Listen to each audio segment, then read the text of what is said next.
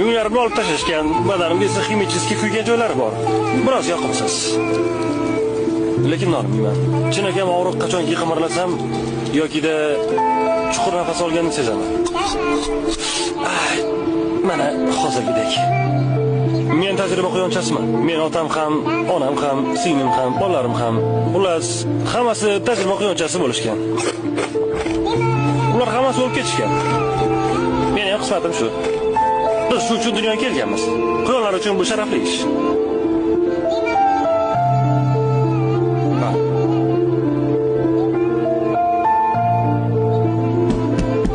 Haya.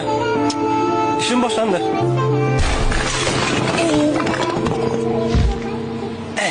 Judayam qo'rqinchli.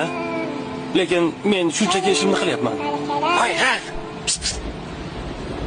Qayerda bichayotgan guruhda? Ha, ularmi?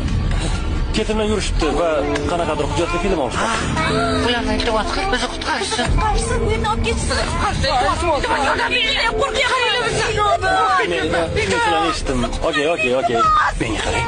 Bu joyni kesib tashlab bo'ladi-ku. Boshqa.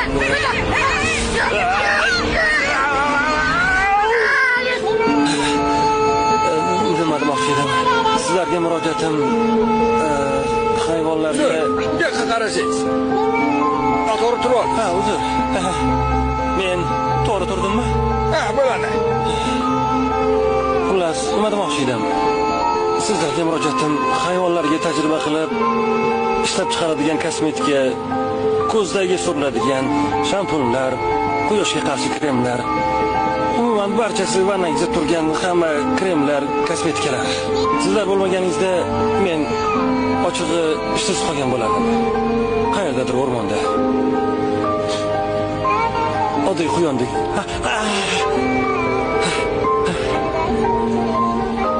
Hammasi zo'r.